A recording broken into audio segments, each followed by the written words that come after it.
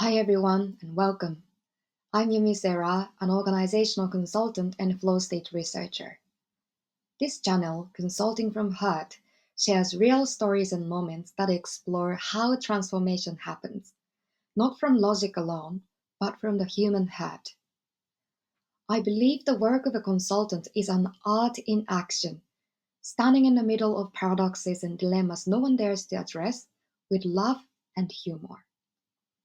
If that resonates with you, you're in the right place. Let's dive into today's story. Red Stripes. It was with one of Japan's electronic giants from the Japan's number one era. Now they were trying to reinvent themselves, shifting from products to solutions. Our team helped them create a new business offering smart workplace solutions. And in the end, we did. The CEO said, "Wow, this is what it means to move to solution business." So now the project is still going with more budget. But the comedy was in the process. The project leader, let's call him Mr. Yamada, was a seasoned veteran. When we first met him, calm, collected, and utterly dependable, he could navigate the dense jungle of corporate politics like a pro. But something was missing when it comes to the context of innovation. One day, when Mr. Yamada came to our office for another meeting and pulled out his company-issued laptop, I found something. Two bold red stripes right across the top. Just by looking at this picture, don't you get the sense of dissonance I felt? If you've ever used a corporate laptop, you know it's meant to be dull, personality-free. But he just couldn't help putting those rebellious stripes. I thought I must ask that. Mr. Yamada, did you add those stripes yourself? And please imagine his endearing smile he gave me in response. More than any idea we exchanged later, it was those red stripes that stayed with me. In this innovation project, that playful spark might be what we needed. So every coffee break, I went looking for more clues. Turns out he plays tennis every weekend. I asked, "What kind of racket do you use?" He answered, "Well, same as Rafael Nadal."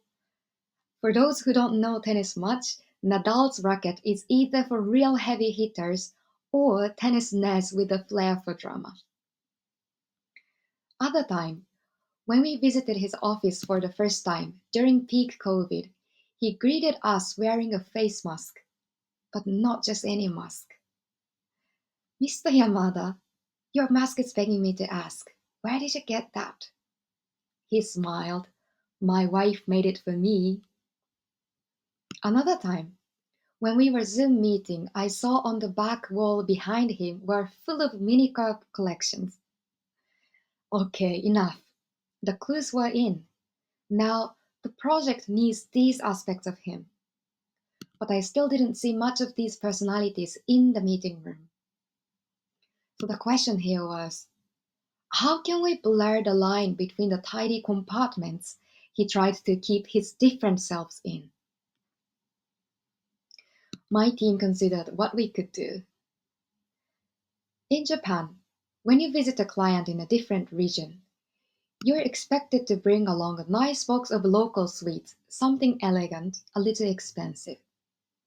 But that time, we ignored the tradition and showed up with a giant bag of kiddie caramel candies, which comes with a little surprise toy inside. We knew Mr. Yamada wasn't 5 years old, but we wanted to hand them to the 5-year-old inside Mr. Yamada right in the meeting room.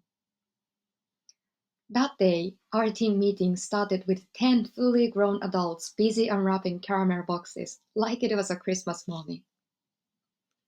The other meeting, before pitching a new idea, I looked at him and said, "Okay, I'm about to go for a full-on service ace, but you're an adult. Hit it back with your return ace, please. Let's have a real tennis match."